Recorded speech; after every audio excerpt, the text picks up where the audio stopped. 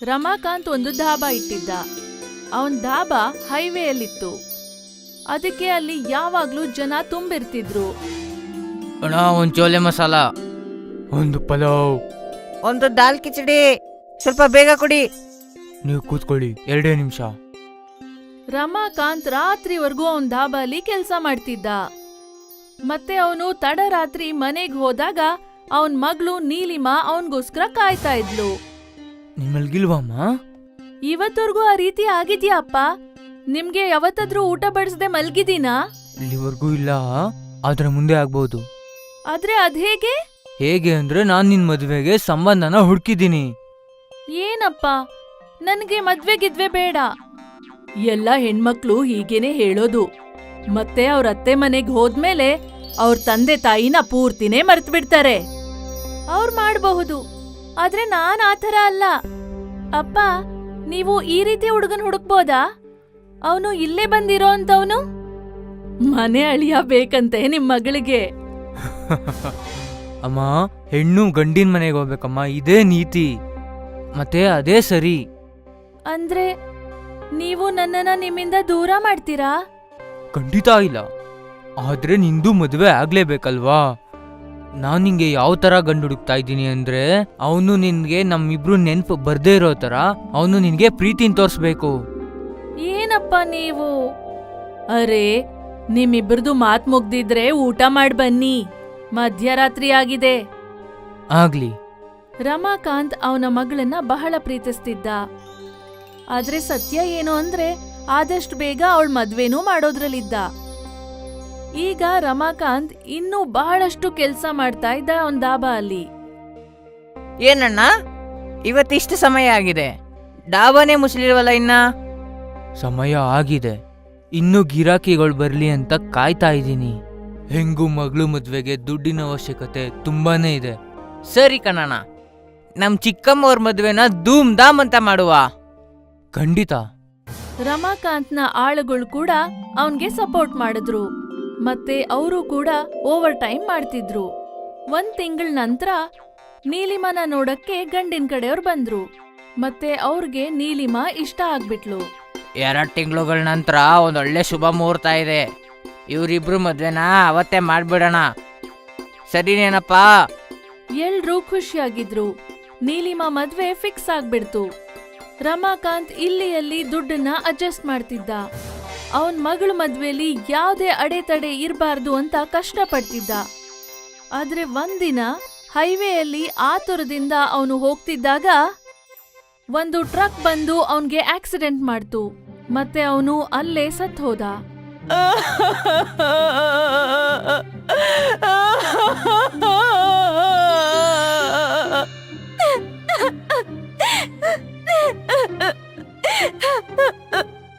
ಶುಭ ಕಾರ್ಯ ನಡೆಯೋಂತ ಮನೆಯಲ್ಲಿ ಈ ರೀತಿ ಅಶುಭ ನಡೆದೋಯ್ತು. ಸರಿತಾ ಮತ್ತೆ ನೀಲಿಮಾಗೆ ಇದ್ದ ಒಂದೇ ಒಂದು ಆಧಾರ ಕಳ್ದೋಯ್ತು. ಸ್ವಲ್ಪ ದಿನ ಆದ್ಮೇಲೆ ಕಿಶೋರ್ ರಮಾಕಾಂತ್ ಮನೆಗೆ ಬಂದ. ನೋಡಿ ಅಮ್ಮ, ರಮಾಕಾಂತ್ ಅವರು ನಮ್ಗೆ ಹತ್ರ 2 ಲಕ್ಷ ಕಾಸು ಇಸ್ಕೊಂಡಿದ್ರು. ಮಗಳದಕ್ಕೆ ಮದುವೆ ಇದೆ ಅಂತ ಸಾಲ ಇಸ್ಕೊಂಡಿದ್ರು. ಆದ್ರೆ ಅವ್ರು ಇವಾಗ ಇಲ್ವಲ್ಲ, ನಮ್ದು ಹಣ ಯಾರು ಕೊಡ್ತಾರೆ? ಅಣ್ಣ, ಅವರು ಇದ್ರ ಬಗ್ಗೆ ನನ್ನ ಹತ್ರ ಏನೂ ಹೇಳಿರ್ಲಿಲ್ಲ. ಅದೆಲ್ಲ ನನಗೆ ಗೊತ್ತಿಲ್ಲ. ನಂಗಿವಾಗ ಹೇಳಿ, ನಂದು ಹಣ ಯಾರು ಕೊಡ್ತೀರಾ? ನಾನ್ ತೀರಿಸ್ತೀನಿ. ನಮ್ ತಂದೆ ಮಾಡಿರೋ ಎಲ್ಲ ಸಾಲ ನಾನ್ ತೀರಿಸ್ತೀನಿ. ನೀವು ಬರೀ ನನ್ಗೆ ಒಂದ್ 6 ತಿಂಗಳು ಟೈಮ್ ಕೊಡಿ. ಸರಿ ಮಗಳೇ, ನಾನು ಇನ್ನೊಂದು 6 ತಿಂಗಳು ಬಿಟ್ಕೊಂಡ್ ಬರ್ತೀನಿ. ಆದ್ರೆ ಅಷ್ಟರಲ್ಲಿ ಹಣ ರೆಡಿ ಮಾಡ್ಕೋಬೇಕು. ಸರಿತಾ ತಲೆ ಮೇಲ್ ಕೈ ಇಟ್ಕೊಂಡ್ಬಿಟ್ಲು.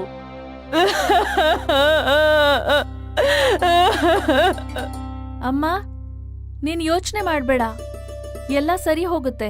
ಆದ್ರೆ ಈ ಸಾಲ ಹೇಗೆ ತೀರ್ಸೋದು? ಕೆಲ್ಸ ಮಾಡಿ, ನಾನು ಅಪ್ಪನ್ ದಾಬಾ ನಡೆಸ್ತೀನಿ. ಆದ್ರೆ ಮಗ್ಳೇ, ಇದೆಲ್ಲ ನೀನ್ ಹೇಗ್ ಮಾಡ್ತೀಯಾ? ಮಾಡ್ತೀನಮ್ಮ, ಅಪ್ಪಾಜಿ ಇದಾರಲ್ಲ ನನ್ ಜೊತೆ. ಮಾರನೇ ದಿನ ನೀಲಿಮಾ ದಾಬಾಗ್ ಹೋದ್ಲು. ತಾತ, ಇವತ್ತಿಂದ ಧಾಬಾ ನಾನ್ ನೋಡ್ಕೋತೀನಿ. ಆಯ್ತು ಮಗಳೇ, ನಿಮ್ಮ ಅಪ್ಪ ನಂಗೆ ತುಂಬಾ ಸಹಾಯ ಮಾಡಿದ್ದ. ನಾನು ನಿನ್ ಜೊತೆ ಇರ್ತೀನಿ. ನಿಮ್ಮಿಂದ ಇದೇ ನಿರೀಕ್ಷೆ ಇತ್ತು. ದಾಬಾಲಿ ಬಹಳಷ್ಟು ಲಾರಿ ಕಾರ್ಗಳು ಬಂದ್ವು. ಮತ್ತೆ ಜನ ಊಟ ಮಾಡಕ್ಕೆ ಬರ್ತಿದ್ರು. ನೀಲಿಮಾ ಎಲ್ರತ್ರ ಆರ್ಡರ್ ತಗೊಂಡು ದುಡ್ಡು ತಗೊಳ್ತಿದ್ಲು. ಬೆಳಗ್ಗೆಯಿಂದ ರಾತ್ರಿವರೆಗೂ ಅವಳು ಧಾಬಾ ನೋಡ್ಕೊಳ್ತಿದ್ಲು. ಧಾಬಾ ಮುಚ್ಚೋ ಸಮಯದಲ್ಲಿ ಅವಳು ಎಲ್ಲ ಲೆಕ್ಕ ನೋಡ್ಕೊಳ್ತಿದ್ಲು. ಇವತ್ತಂತೂ ಬರೀ 3,000 ಆಗಿದ್ಯಲ್ಲ, ಅದ್ರಲ್ಲಿ ಬರೀ 1,500 ಪ್ರಾಫಿಟ್. ಹೀಗೆ ನಡೆದ್ರೆ ನಾನು ಕಿಶೋರಣ್ಣನ್ ಸಾಲ ಆದ್ರೂ ಹೇಗ್ ತೀರ್ಸ್ಲಿ? ಹೇ ದೇವ್ರೆ, ನನ್ ಸಹಾಯ ಮಾಡಿ. ಹೀಗೆ ಬಹಳಷ್ಟು ದಿನ ನೀಲಿಮಾ ಬೆಳಗ್ಗೆಯಿಂದ ಸಂಜೆವರೆಗೂ ಕೆಲ್ಸ ಮಾಡ್ತಿದ್ಲು. ಆದ್ರೆ ಅವಳು ಗಳಿಸ್ತಿದ್ದಂತ ಲಾಭ ಬಹಳನೇ ಕಡಿಮೆ ಇತ್ತು. ಅವಳಿಗೆ ಅಷ್ಟು ಸಂತೃಪ್ತಿ ಇರ್ಲಿಲ್ಲ. ಎಷ್ಟೋ ಸಮಯ ಕಳೀತು. ಒಂದ್ ರಾತ್ರಿ ಎಲ್ಲ ಆಳುಗಳು ಮನೆಗ್ ಹೋದ್ರು. ಮತ್ತೆ ನೀಲಿಮಾ ಡಾಬಾ ಕ್ಲೋಸ್ ಮಾಡ್ತಿದ್ಲು. ಆಗ್ಲೇ ಒಬ್ಬ ವಯಸ್ಸಾಗಿರೋ ಸಾಧು ಅಲ್ಲಿಗ್ ಬಂದ್ರು. ಮಗು 2 ದಿನದಿಂದ ಊಟ ಮಾಡಿಲ್ಲ, ತಿನ್ನಕ್ಕೆ ಏನಾದ್ರೂ ಇದ್ರೆ ಕೊಡಮ್ಮ. ಬನ್ನಿ ಕೂತ್ಕೊಳ್ಳಿ. ಆದ್ರೆ ಮಗ್ಲೇ, ನಿನ್ಗೆ ದುಡ್ಡು ಕೊಡೋಕೆ ನನ್ನ ಹತ್ರ ಕಾಸಿಲ್ಲ ಅಮ್ಮ. ಪರವಾಗಿಲ್ಲ ಬಿಡಿ. ನೀಲಿಮಾ ಕಿಚನ್ಗ್ ಹೋದ್ಲು. ಆದ್ರೆ ಅಲ್ಲಿ ಪಲ್ಯ ಇತ್ತು, ಆದ್ರೆ ರೊಟ್ಟಿ ಇರ್ಲಿಲ್ಲ. ನೀಲಿಮಾ ನೋಡಿದ್ಲು, ಅಲ್ಲಿ ರುಮಾಲಿ ರೋಟಿ ಹಿಟ್ಟಿತ್ತು. ಅವಳು ಗ್ಯಾಸ್ ಆನ್ ಮಾಡಿದ್ಲು. ಮತ್ತೆ ಮಡ್ಕೆ ಮೇಲೆ 2 ಮಡ್ಕೆ ರೊಟ್ಟಿ ಮಾಡಿದ್ಲು. ಮತ್ತೆ ಪಲ್ಯದ ಜೊತೆ ಆ ಸಾಧುಗೆ ಬಡಿಸಿದ್ಲು. ಆ ಸಾಧು ಬಹಳ ಹೊಟ್ಟೆ ಹಸ್ಕೊಂಡಿದ್ರು. ಅವ್ರು ಊಟ ನೋಡಿದ ಕೂಡ್ಲೆ ಬೇಗ ತಿಂದ್ರು. ಅವ್ರ ಊಟ ಖಾಲಿ ಆದ್ಮೇಲೆ ಅವ್ರ ಕೈ ತೊಳ್ಕೊಂಡ್ರು. ತುಂಬಾ ಉಪಕಾರ ಆಯ್ತು ಮಗ್ಲೇ, ನೀನು ಒಂದು ಹಸ್ದಿರೋ ಹೊಟ್ಟೆನ ತುಂಬಿಸಿದ್ಯಾ. ದೇವ್ರು ನಿಂಗೆ ಯಾವಾಗ್ಲೂ ಒಳ್ಳೇದ್ ಮಾಡ್ಲಿ ತಾಯಿ. ನಾನು ದೇವ್ರ ಹತ್ರ ನಿನ್ ಬದಲು ಪ್ರಾರ್ಥನೆ ಮಾಡ್ತೀನಿ. ನನಗ್ ಬೇಡ, ನಮ್ ತಂದೆಗೋಸ್ಕರ ಪ್ರಾರ್ಥನೆ ಮಾಡಿ. ಅವರು ಈ ಲೋಕದಲ್ಲಿಲ್ಲ.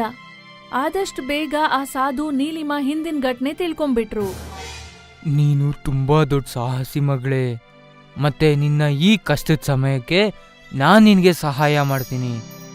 ನೀನು ಯಾವ ಮಡಿಕೆಲಿ ನನಗೆ ರೋಟಿ ಮಾಡಿಕೊಟ್ಟೋ ಆ ಮಡಿಕೆ ಇನ್ಮೇಲೆ ಜಾದೂ ಮಾಡುತ್ತೆ. ಯಾರ ಮಡಿಕೆಯಿಂದ ಮಾಡಿರೋ ರೋಟಿನ ತಿಂತಾರೋ ಅವರು ಅವ್ರಿಗೆ ಗೊತ್ತಿಲ್ದಂಗೆ ಇನ್ನೊಂದು ರೋಟಿನ ತಿಂದಿರೋ ಹೋಗಲ್ಲ. ಮತ್ತೆ ನೀನು 2 ಪಟ್ಟಲ್ಲಮ್ಮ 5 ಪಟ್ಟು ಸಂಪಾದನೆ ಮಾಡ್ತೀಯಾ. ನೀಲಿಮಾ ಆ ಸಾಧು ಆಶೀರ್ವಾದ ತಗೊಂಡ್ಲು. ಮತ್ತೆ ಆ ಸಾಧು ಹೊರಟ್ಬಿಟ್ರು. ನೀಲಿಮಾ ಧಾಬಾ ಮುಚ್ಚಿಬಿಟ್ಟು ಮನೆಗ್ ಹೋದ್ಲು. ಮಾರನೇ ದಿನ ನೀಲಿಮಾ ಧಾಬಾ ಓಪನ್ ಮಾಡಿದ್ಲು. ಮತ್ತೆ ದಿನ ಬರೋ ಹಾಗೆ ಗ್ರಾಹಕರು ಬಂದ್ರು. ಒಬ್ಬ ಗ್ರಾಹಕ ಮಡ್ಕೆ ರೊಟ್ಟಿ ಆರ್ಡರ್ ಮಾಡ್ದ. ಇನ್ನೊಂದ್ ಮಡ್ಕೆ ರೊಟ್ಟಿ. ಅವನು ಇನ್ನೊಂದನ್ನು ತಿಂದ. ಇನ್ನೂ ಒಂದ್ ಕೊಡಮ್ಮ. ಅರೆ ಅಣ್ಣ, ನೀನಿದು 3ನೇ ರೊಟ್ಟಿ ತಿಂತಾ ಇದೆಯಲ್ಲಪ್ಪ. ಏನ್ ಮಾಡ್ಲಿ, ಇಷ್ಟು ರುಚಿಕರವಾದ ಮಡಕೆ ರೊಟ್ಟಿನ ನನ್ನ ಜೀವನದಲ್ಲೇ ತಿಂದಿರ್ಲಿಲ್ವಲ್ಲಪ್ಪ. ನೀನು ತಿನ್ನೋಡು. ಆಮೇಲೆ ಇನ್ನೇನು, ಯಾರ್ಯಾರು ಆ ಮಡ್ಕೆ ರೊಟ್ಟಿ ತಿಂದ್ರೋ ಅವರು ಮತ್ತೆ ಮತ್ತೆ ಆರ್ಡರ್ ಮಾಡಕ್ ಶುರು ಮಾಡಿದ್ರು. ಇಡೀ ದಿನ ಮಡ್ಕೆ ರೊಟ್ಟಿ ಮಾಡೋದು, ಮತ್ತೆ ರಾತ್ರಿ ದುಡ್ಡು ಎಣ್ಸೋದು. ಅವಳು ಬಹಳ ಆಶ್ಚರ್ಯ ಪಟ್ಕೊಂಡ್ಲು. ಒಂದೇ ದಿನದಲ್ಲಿ ಅವಳ ಲಾಭ 10 ಗುಣ ಜಾಸ್ತಿ ಆಯ್ತು. ಇವತ್ತಿನ ಲಾಭ 15,000. ಅವಳು ಬಹಳ ಖುಷಿಯಿಂದ ಮನೆಗೆ ಹೋದ್ಲು. ಮತ್ತೆ ಅವರಮ್ಮನ್ಗೆ ಎಲ್ಲ ಹೇಳಿದ್ಲು. ಮಗಳೇ, ಆದ್ರೆ ಈಗ ಹೇಗೆ? ಅಮ್ಮ, ಇದೆಲ್ಲ ಆ ಸಾಧು ಅವರ ಆಶೀರ್ವಾದನೇ. ಅವ್ರ ಆಶೀರ್ವಾದದಿಂದ ಆ ಮಡ್ಕೆ ಜಾದೂ ಮಡ್ಕೆ ಆಗ್ಬಿಟ್ಟಿದೆ. ಈಗ ಆದಷ್ಟು ಬೇಗ ಅಪ್ಪನ್ ಸಾಲ ತೀರ್ಸ್ಬಹುದು. ದೇವ್ರಿಗೆ ಕೋಟಿ ಕೋಟಿ ವಂದನೆ. ಈಗ ನೀಲಿಮಾ ಖುಷಿ ಆದ್ಲು. ಅವಳು ಖುಷಿಯಾಗಿ ಧಾಬಾಲಿ ಕೆಲ್ಸ ಮಾಡ್ತಿದ್ಲು. 1 ತಿಂಗ್ಳಾದ್ಮೇಲೆ ಕಿಶೋರು ನೀಲಿಮಾ ಅವ್ರ ಧಾಬಾಗ್ ಬಂದ. ಮಗಳೇ, ನಿಂಗ್ ನೆನ್ಪಿದ್ಯಾನಮ್ಮ? 1 ತಿಂಗ್ಳಾಗಿದೆ. ಹೌದಣ್ಣ, ನೆನ್ಪಿದೆ. ನೀಲಿಮಾ ಗಲ್ಲದಿಂದ 2 ಲಕ್ಷ ರೂಪಾಯಿ ತಗೊಂಡು ಕಿಶೋರ್ಗೆ ಕೊಟ್ಬಿಟ್ಲು. ತಗೊಳ್ಳಿ ನಿಮ್ ದುಡ್ಡು. ಇಷ್ಟು ಬೇಗ? ಮಗಳೇ, ನೀನ್ ಈ ಹಣನ ಇಷ್ಟು ಬೇಗ ಹೇಗಮ್ಮ ಸಂಪಾದಿಸ್ದೆ? ದೇವ್ರ ಕೃಪೆಯಿಂದ. ನೀಲಿಮಾ ಆ ಜಾದೂ ಮಡ್ಕೆ ಬಗ್ಗೆ ಅವನ್ ಕಿವಿಯಲ್ಲಿ ಹೇಳಿದ್ಲು. ಆಗ್ಲಿಂದ ಧಾಬಾ ಚೆನ್ನಾಗ್ ನಡೀತಿದೆ. ಲಾಭ ಕೂಡ ಬರ್ತಿದೆ. ಒಳ್ಳೆ ವಿಷಯ. ನೀನು ಹಿಂಗೆ ಬೆಳಿತಾ ಇರಮ್ಮ. ನಮ್ದು ಆಶೀರ್ವಾದ ನಿನ್ ಮೇಲೆ ಯಾವಾಗೂ ಇರುತ್ತೆ.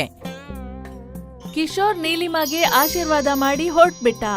ಆದ್ರೆ ಅವನ ಆಲೋಚನೆ ಕೆಟ್ಟದಿತ್ತು. ರಾತ್ರಿ ಧಾಬಾ ಮುಚ್ಚಿರುವಾಗ ಕಿಶೋರ್ ಬಂದು ಆ ಜಾದೂ ಮಡ್ಕೆನ ಕದಿಯಕ್ ಬಂದ. ಅವನು ಮಡ್ಕೆ ಕದಿಯಕ್ಕೆ ಕೈ ಇಟ್ಟಾಗ ಮಡ್ಕೆ ಬಿಸಿ ಆಗಕ್ ಶುರುವಾಯ್ತು. ಮಡ್ಕೆ ಎಷ್ಟು ಬಿಸಿ ಆಯ್ತು ಅಂದ್ರೆ ಅದು ಕೆಂಪಗಾಗ್ಬಿಡ್ತು. ಮತ್ತೆ ಕಿಶೋರ್ನ ಕೈ ಸುಟ್ಟೋಗ್ಬಿಡ್ತು. ನನ್ ಕೈ ಸುಡ್ತಲ್ಲಪ್ಪ. ಕಿಶೋರ್ಗೆ ಅವನ ಆಸೆಗೆ ತಕ್ಕ ಶಿಕ್ಷೆ ಆಯ್ತು. ಅವನ್ಗೆ ಆ ಜಾದೂ ಮಡ್ಕೆ ಕೂಡ ಸಿಗ್ಲಿಲ್ಲ ಮತ್ತೆ ಅವನ್ ಕೈ ಕೂಡ ಸುಟ್ಟೋಗ್ಬಿಡ್ತು. ಅದಕ್ಕೆ ಹೇಳ್ತಾರೆ ಅತಿ ಆಸೆ ಗತಿ ಕೇಡು ಅಂತ. ಗೌರವ್ ರೈಲ್ವೆ ಸ್ಟೇಷನ್ ಹತ್ರ ಗೋಬಿ ಮತ್ತೆ ಆಲೂ ಪರಾಟ ಮಾಡ್ತಾ ಇದ್ದ. ಬನ್ನಿ ಬನ್ನಿ, ಬಿಸಿ ಬಿಸಿ ಆಲೂ ಪರೋಟ ಗೋಬಿಯನ್ನ ತಿನ್ನಿ. ಅವನ್ ಮನೆಯಲ್ಲಿ ಅವ್ರಮ್ಮ, ಅವನ್ ಹೆಂಡತಿ ಮತ್ತೆ ಮಗಳಿದ್ರು. ಗೌರವ್ ಬೆಳಗ್ಗೆಯಿಂದ ಸಂಜೆವರೆಗೂ ಕಷ್ಟಪಡ್ತಿದ್ದ. ಆದ್ರೂ ಕೂಡ ಅವನ ಬಡತನ ಕಡಿಮೆನೆ ಆಗ್ತಾ ಇರ್ಲಿಲ್ಲ. ಇಲ್ ಕೇಳ್ರಿ, ಗೋಬಿ ಮತ್ತೆ ಆಲೂ ಪರಾಟೆ ಮಾಡೋದಕ್ಕೆ ದುಡ್ಡು ಖರ್ಚಾಗತ್ತೆ. ನೀವೊಂದ್ ಕೆಲ್ಸ ಮಾಡಿ, ನೀವು ಪ್ಲೇನ್ ಪರಾಟ ಮಾಡಿ ಮಾರ್ರಿ. ಅದ್ರಿಂದ ನಮ್ಗೆ ಲಾಭ ಜಾಸ್ತಿ ಆಗತ್ತೆ, ಬಂಡವಾಳ ಕಡಿಮೆ ಆಗತ್ತೆ. ಇಲ್ಲ, ಹಾಗ್ ನಾವ್ ಮಾಡೋದಿಲ್ಲ. ಸಾಧಾರಣವಾದ ಪರೋಟವನ್ನ ತಿನ್ನೋದಕ್ಕೆ ಯಾರಿಗೂ ಇಷ್ಟ ಆಗಲ್ಲ. ಅಪ್ಪ ಗೋಬಿ ಆಲೂ ಪರೋಟವನ್ನೇ ಮಾಡಿ ಮಾರ್ತಾ ಇದ್ರು, ಆದ್ರಿಂದ ನಾನು ಕೂಡ ಅದನ್ನೇ ಮಾಡ್ತೀನಿ. ಗೌರವ್ ಹತ್ರ ಬೇರೆ ಬೇರೆ ರೀತಿಯ ಗ್ರಾಹಕರು ಬರ್ತಿದ್ರು ಮತ್ತೆ ಅವ್ರಿಗೆ ಏನೇನೋ ಬೇಕಾಗ್ತಿತ್ತು. ಅರೆ ಅಣ್ಣ, ಪರೋಟ ಮಾತ್ರ ಅಲ್ಲ, ಗೋಬಿ ಆಲೂವನ್ನ ಕೂಡ ಜಾಸ್ತಿ ಇಟ್ಕೊಡಿ. ಮತ್ತೆ ಪರೋಟ ಜೊತೆ ನಂಗೆ ತರಕಾರಿ ಬೇಕು. ನಂಗೆ ಪರೋಟ ಜೊತೆ ಉಪ್ಪಿನಕಾಯಿ ಇಟ್ಕೊಡಿ. ನಂಗೆ ಪರೋಟ ಜೊತೆ ಮೊಸರು ಹಾಕ್ಕೊಡಿ. ಗೌರವ್ ಒಂದೊಂದ್ಸತಿ ಅವನ ಗ್ರಾಹಕರ ಡಿಮ್ಯಾಂಡ್ ಕೇಳಿ ಬೇಜಾರಾಗ್ಬಿಡ್ತಿದ್ದ. ನಿಮ್ಗೆ ಪರೋಟ ಜೊತೆ ತರಕಾರಿ ಬೇಕಂದ್ರೆ ನೀವು ಅದಕ್ಕೆ ಎಕ್ಸ್ಟ್ರಾ ದುಡ್ಡು ಕೊಡ್ಬೇಕು. ನನ್ನಿಂದ ಎಕ್ಸ್ಟ್ರಾ ದುಡ್ಡು ಕೊಡಕ್ಕಾಗಲ್ಲ. ನೋಡಿದ್ರಾ, ಈ ಗೌರವ್ ತರಕಾರಿಗೆ ಜಾಸ್ತಿ ದುಡ್ಡು ಕಳ್ತಾನೆ. ಸರಿ ಬನ್ನಿ, ನಾವ್ ಯಾರು ಕೂಡ ಇಲ್ಲಿ ಊಟ ಮಾಡೋದ್ ಬೇಡ. ಅರೆ, ಒಂದ್ ನಿಮಿಷ, ನೀವು ಎಲ್ಲಿ ಹೋಗ್ತಾ ಇದ್ದೀರಾ? ಇರಿ ಸ್ವಲ್ಪ. ಒಂದಿನ ಗೌರವ್ ಬಹಳ ನಿರಾಶೆಯಿಂದ ಮನೆ ತಲುಪ್ದ. ಏನಾಯ್ತು? ಬರ್ತಾ ಬರ್ತಾ ಕಸ್ಟಮರ್ ಬರೋದು ಹಾಗೆ ಕಮ್ಮಿ ಆಗ್ತಾ ಇದೆಯಲ್ಲ. ಜನರಿಗೆ ದುಡ್ಡು ಕೊಡೋದಿಕ್ಕೆ ಇಷ್ಟ ಇಲ್ಲ, ಆದ್ರೆ ತರಕಾರಿ, ಮೊಸರು, ಉಪ್ಪಿನಕಾಯಿ ಎಲ್ಲವನ್ನ ಕೇಳ್ತಾ ಇರ್ತಾರೆ. ಬನ್ನಿ, ಸ್ವಲ್ಪ ಎಲ್ಲಾದ್ರೂ ಹೊರಗಡೆ ಸುತ್ತಾಡ್ಕೊಂಬರೋಣ, ಮೂಡ್ ಫ್ರೆಶ್ ಆಗ್ಬಿಡತ್ತೆ. ನಮ್ಮತ್ರ ಟೂರಿಸ್ಟ್ ಪ್ಲೇಸಿಗೆ ಹೋಗೋಷ್ಟು ದುಡ್ಡು ಏನೂ ಇಲ್ಲ, ಆದ್ರಿಂದ ನಿಮ್ಮನೆಗೆ ನಾವು ಹೋಗೋಣ. ಗೌರವ್ ಅವನ ಅತ್ತೆ ಮನೆಗೆ ಹೋದ. ಅದು ಹಳ್ಳಿಯಲ್ಲಿತ್ತು. ರಸ್ತೆಯಲ್ಲಿ ಗೌರವ್ ಮತ್ತೆ ಅವನ ಹೆಂಡತಿಗೆ ಬಾಯಾರಿಕೆ ಆಯ್ತು. ಅವ್ರಿಗೆ ಎಲ್ಲೋ ವಾಟರ್ ಫಾಲ್ಸ್ ನ ಶಬ್ದ ಕೇಳಿಸ್ತು. ಜಲಪಾತ ಶಬ್ದ ಪೂರ್ವ ದಿಕ್ಕಿನಲ್ಲಿ ಕೇಳಿಸ್ತಾ ಇದೆ. ಗೌರವ್ ಮತ್ತೆ ಅವನ ಹೆಂಡತಿ ಪೂರ್ವ ದಿಕ್ಕಿನ ಕಡೆಗೆ ಹೋದ್ರು. ಅವ್ರಿಗೆ ಅಲ್ಲಿ ವಾಟರ್ ಫಾಲ್ಸ್ ಕಾಣಿಸ್ತು. ಜಲಪಾತ ನೋಡೋದಕ್ಕೆ ತುಂಬಾ ಚಂದವಾಗಿದೆ. ಗೌರವ್ ಮತ್ತೆ ಅವನ ಹೆಂಡತಿ ಎಷ್ಟ್ ಬೇಕೋ ಅಷ್ಟು ನೀರ್ ಕುಡ್ದು ಬಾಯಾರಿಕೆ ಆರಿಸ್ಕೊಂಡ್ರು ಮತ್ತೆ ಕೈ ಕಾಲ್ ಕೂಡ ತೊಳ್ಕೊಂಡ್ರು. ಅವ್ರಿನ್ನೇನ್ ಹೊರಡಕ್ಕೆ ಶುರು ಮಾಡಿದ್ರು, ಅಲ್ಲಿ ಯಾರೋ ಕಿರ್ಚೋ ಶಬ್ದ ಅವ್ರ ಕೇಳಿಸ್ತು. ಈ ಕಿರ್ಚೋ ಶಬ್ದ ಈ ವಾಟರ್ ಫಾಲ್ಸ್ ನ ಹಿಂದೆಯಿಂದ ಬರ್ತಿದೆ. ಜಲಪಾತ ಒಳಗಡೆ ನಾನು ಹಾರ್ತೀನಿ, ಆವಾಗ್ಲೇ ಅಲ್ಲಿ ಏನಿದೆ ಅಂತ ನಮಗೆ ಗೊತ್ತಾಗುತ್ತೆ.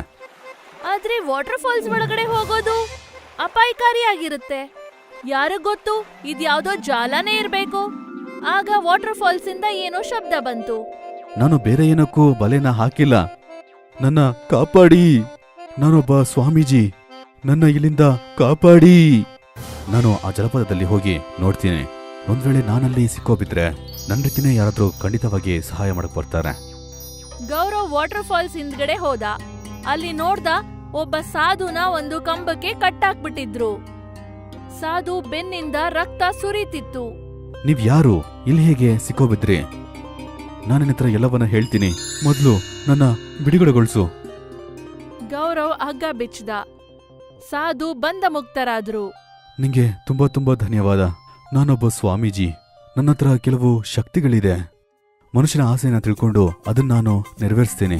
ಜನರು ನನ್ನ ಶಕ್ತಿಯನ್ನ ತಪ್ಪಾಗಿ ಬಳಸ್ಕೊಳ್ಳೋದಿಕ್ಕೆ ಆರಂಭ ಮಾಡಿದ್ರು. ನಾನವರ ಮಾತನ್ನ ಕೇಳದೇ ಇರುವಾಗ ನನ್ನಲ್ಲಿ ಕರ್ಕೊಂಡ್ಬಂದು ಈ ರೀತಿ ಕೂಡ ಕಿಟ್ಬಿಟ್ರು.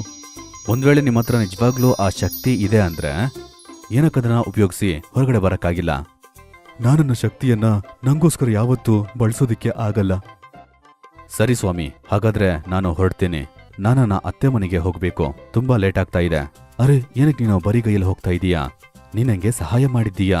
ಈಗ ನಾನು ನಿಂಗೆ ಸಹಾಯ ಮಾಡೋದಕ್ಕೆ ಇಷ್ಟಪಡ್ತಾ ಇದ್ದೀನಿ. ಒಂದ್ ವೇಳೆ ನಿಂಗೇನಾದ್ರೂ ಬೇಕು ಅಂದ್ರೆ ಅದನ್ನ ನಂತರ ಕೇಳೋ. ಇಲ್ಲ ಸ್ವಾಮಿ, ನಾನನ್ನ ಬಾಳಲ್ಲಿ ಕಠಿಣವಾಗಿ ಶ್ರಮ ಪಟ್ಟು ಎಲ್ಲವನ್ನ ತಗೋಬೇಕು ಅಂತ ಅನ್ಕೊಂಡಿದ್ದೀನಿ. ಸಾಧು ಬಹಳನೇ ಖುಷಿ ಪಟ್ರು ಮತ್ತೆ ಅವರು ಮನ್ಸಿಂದ ಗೌರವ್ಗೆ ಆಶೀರ್ವಾದ ಕೊಟ್ರು. ಗೌರವ್ ಅವರ ಅತ್ತೆ ಮನೆಯಿಂದ ವಾಪಸ್ ಬಂದ್ಮೇಲೆ ಮತ್ತೆ ಗೋಬಿ ಮತ್ತೆ ಆಲೂ ಪರಾಟ ಮಾಡಕ್ಕೆ ಶುರು ಮಾಡ್ದ. ಬನ್ನಿ ಬನ್ನಿ, ಬಿಸಿ ಬಿಸಿಯಾದ ಆಲೂ ಗೋಬಿ ಪರೋಟವನ್ನ ತಿನ್ನಿ. ಬನ್ನಿಪ್ಪ ಬನ್ನಿ ಬನ್ನಿ. ಜನಗಳು ಮತ್ತೆ ಬಹಳಷ್ಟು ಡಿಮ್ಯಾಂಡ್ ಮಾಡಕ್ ಶುರು ಮಾಡಿದ್ರು. ಇಲ್ಲಿ ನೋಡಪ್ಪ, ಪರೋಟ ಜೊತೆ ನಮ್ಗೆ ತರಕಾರಿನೂ ಬೇಕು, ಆದ್ರೆ ತರಕಾರಿ ಇಲ್ಲ. ಆಗ ಇದ್ದಕ್ಕಿದ್ದ ಹಾಗೆ ಪಲ್ಯ ಅವನ್ ತಟ್ಟೆಗೆ ಬಂತು. ನಂಗೆ ಪರೋಟ ಜೊತೆ ಮೊಸರು ಬೇಕು. ನನ್ನ ಹತ್ರ ಮೊಸರು ಕೂಡ ಇಲ್ಲ. ಆಗ ಇನ್ನೊಬ್ಬನ್ ತಟ್ಟೆಯಲ್ಲಿ ಮೊಸರು ಹಾಗೆ ಉತ್ಪತ್ತಿ ಆಯ್ತು. ನಂಗೆ ಪರೋಟ ಜೊತೆ ಉಪ್ಪಿನಕಾಯಿ ಬೇಕು. ಆದ್ರೆ ನನ್ನ ಹತ್ರ ಉಪ್ಪಿನಕಾಯಿ ಇಲ್ಲ. ಆಗ ಮೂರನೇ ವ್ಯಕ್ತಿ ತಟ್ಟೆಯಿಂದ ಉಪ್ಪಿನಕಾಯಿ ಬರಕ್ ಶುರುವಾಯ್ತು. ಅಲ್ಲಿದ್ದವ್ರಿಗೆಲ್ಲ ತಲೆ ಸುತ್ತೋ ಹಾಗಾಗೋಯ್ತು. ಅರೆ, ಇಲ್ಲೇನಾಗ್ತಾ ಇದೆ? ನಾ ಇವರಿಗೆ ಮೊಸರು, ತರಕಾರಿ, ಉಪ್ಪಿನಕಾಯಿ ಕೊಡ್ಲೇ ಇಲ್ಲ. ಆದ್ರೆ ಅವ್ರವ್ರ ಪ್ಲೇಟಲ್ಲಿ ಅದೆಲ್ಲ ಹೇಗ್ ಬಂತು? ಆಗ ಅಲ್ಲಿಗೆ ಅದೇ ಸಾಧು ಬಂದ್ರು. ಗೌರವ್ ವಾಟರ್ ಫಾಲ್ಸ್ ಹಿಂದೆ ಹೋಗಿ ಬಂಧ ಮುಕ್ತ ಮಾಡಿದ್ದಂತ ಸಾಧು. ಇಲ್ಲಿ ನೋಡಪ್ಪ, 2 ಪರೋಟ ಕೊಡಪ್ಪ, ಮೊಸರು, ಉಪ್ಪಿನಕಾಯಿ, ತರಕಾರಿ ಕೊಡು. ಇಷ್ಟನ್ನ ಹೇಳಿ ಆ ಸಾಧು ಅಲ್ಲಿಂದ ಮಾಯ ಆದ್ರು. ಗೌರವ್ಗೆ ಅರ್ಥ ಆಯ್ತು, ಈ ಎಲ್ಲ ಚಮತ್ಕಾರ ಆ ಸಾಧುವಿನ ಆಶೀರ್ವಾದದಿಂದ ಆಗ್ತಿರೋದು. ಗೌರವ್ ಗಾಡಿ ಹತ್ರ ಬಹಳಷ್ಟು ಜನ ಬಂದ್ರು. ಎಲ್ಲ ಗ್ರಾಹಕರು ಪರಾಟ ತಿನ್ನಕ್ಕೆ ಮುಗಿಬಿದ್ರು. ಅವರು ಪರಾಠ ಜೊತೆ ಏನೇನ್ ಕೇಳ್ತಾರೋ, ಪಲ್ಯ, ಉಪ್ಪಿನಕಾಯಿ ಅವೆಲ್ಲ ಕೂಡ ಅದಷ್ಟು ಕದೆ ಬರ್ತಿದ್ವು. ಅವ್ರ ತಟ್ಟೆಗ್ ಬಂದ್ಬಿಡ್ತಿತ್ತು. ಗೌರವ್ ಬಹಳ ನಿಯತ್ತಿಂದ ಬರೀ ಪರಾಠ ದುಡ್ಡು ತಗೊಳ್ತಿದ್ದ. ಸ್ವಲ್ಪ ದಿನದಲ್ಲೇ ಗೌರವ್ ಲಕ್ಪತಿ ಆಗ್ಬಿಟ್ಟ. ಗೌರವ್ ಎಲ್ರಿಗೂ ನಿಜ ಹೇಳ್ಬಿಟ್ಟ, ಇದೆಲ್ಲಾನು ಆಗ್ತಾ ಇರೋದು ಆ ಸಾಧುವಿನ ಚಮತ್ಕಾರದಿಂದ ಅಂತ. ಅವ್ರನ್ನ ಗೌರವ್ ವಾಟರ್ ಫಾಲ್ಸ್ ಹಿಂದ್ಗಡೆಯಿಂದ ಕಾಪಾಡಿದ್ದ. ಆ ಸಾಧು ವಾಟರ್ ಫಾಲ್ಸ್ ಹತ್ರನೇ ಕೂತ್ಕೊಂಡು ಧ್ಯಾನ ಮಾಡ್ತಾ ಇದ್ರು. ಗೌರವ್ ಗಾಡಿ ಪಕ್ಕದಲ್ಲಿ ದೀಪಕ್ ಅಂತ ಒಬ್ನು ಗಾಡಿ ಹಾಕಿದ್ದ. ದೀಪಕ್ ಕೂಡ ಪರಾಟನೇ ಮಾರ್ತಿದ್ದ. ದೀಪಕ್ ಅನ್ಕೊಂಡ, ನಾನು ಕೂಡ ಗೌರವ್ ಹಾಗೆ ವರದಾನ ತಗೊಂಡ್ರೆ ನಾನು ಬೇಗ ಲಕ್ಪತಿ ಆಗ್ಬೋದಲ್ವಾ ಅಂತ. ದೀಪಕ್ ಗೌರವ್ ಹತ್ರ ಹೋದ. ಮತ್ತೆ ಅವನು ಮಾತಾಡ್ತಾ ಆ ಜಾಗ ಕೇಳ್ಕೊಂಡ್ಬಿಟ್ಟ. ದೀಪಕ್ ಬಂದೂಕ್ ಹಿಡ್ಕೊಂಡು ಸಾಧು ಹತ್ರ ಹೋದ. ನೀನ್ ಯಾರಪ್ಪ? ಇಲ್ಲೇನ್ ಮಾಡ್ತಾ ಇದೀಯಾ? ಬಾಯಿ ಮುಚ್ಚು. ನನ್ನ ಹೆಸರು ದೀಪಕ್. ನಾನು ಗೌರವ್ನ ಪಕ್ಕದಲ್ಲೇ ಅಂಗಡಿಯನ್ನು ಇಟ್ಕೊಂಡಿದ್ದೀನಿ. ನೀನು ಅವನಿಗೆ ವರ ಕೊಟ್ಟು ದೊಡ್ಡ ತಪ್ಪು ಮಾಡ್ಬಿಟ್ಟೆ. ನೀನು ತಪ್ಪಾಗಿ ಅರ್ಥ ಮಾಡ್ಕೊಂಡಿದೀಯಾ. ಗೌರವ್ ನಿಜವಾಗ್ಲೂ ತುಂಬಾ ಒಳ್ಳೆಯವನು. ನಾನು ಅವನಿಗೆ ಯಾವುದೇ ವರವನ್ನ ಕೊಡ್ಲೇ ಇಲ್ಲ. ಯಾವಾಗ್ಲೂ ಚೆನ್ನಾಗಿರು ಅಂತ ನಾನು ಅವನಿಗೆ ಆಶೀರ್ವಾದ ಮಾಡಿದೆ ಅಷ್ಟೇ. ನನ್ನ ಹತ್ರ ಈ ರೀತಿ ಎಲ್ಲ ಸುಳ್ಳು ಹೇಳ್ಬೇಡ ಮುದ್ಕ. ಮರ್ಯಾದೆಯಿಂದ ನಂಗೂ ಕೂಡ ಆ ವರವನ್ನ ಕೊಡು. ಕೊಟ್ಟಿಲ್ಲ ಅಂದ್ರೆ ಈಗ್ಲೇ ನಿನ್ನ ಕೊಂದು ಹಾಕ್ತೀನಿ. ಈ ರೀತಿಯೆಲ್ಲ ಒತ್ತಾಯ ಮಾಡಿ ಯಾರಿಗೂ ಆಶೀರ್ವಾದವನ್ನ ಮಾಡಕ್ಕಾಗಲ್ಲಪ್ಪ. ನಿಂಗೆ ನನ್ ಮಾತು ಅರ್ಥ ಆಗಿಲ್ಲ ಅನ್ಸುತ್ತೆ. ದೀಪಕ್ ಸಾಧುವಿನ ಕತ್ ಹಿಡ್ಕೊಂಡ. ಮತ್ತೆ ಕತ್ ಹಿಸಕ್ತಾ ಹೇಳ್ದ, ಬೇಗ ಆಶೀರ್ವಾದವನ್ನ ಮಾಡು, ಇಲ್ಲ ಅಂದ್ರೆ ನಿನ್ ಜೀವನೇ ತೆಗ್ದ್ಬಿಡ್ತೀನಿ. ಸರಿ, ನಾನು ನಿಂಗೆ ಆಶೀರ್ವಾದವನ್ನ ಮಾಡ್ತೀನಿ. ದೀಪಕ್ ಬಹಳ ಖುಷಿ ಪಟ್ಕೊಂಡು ಅವನ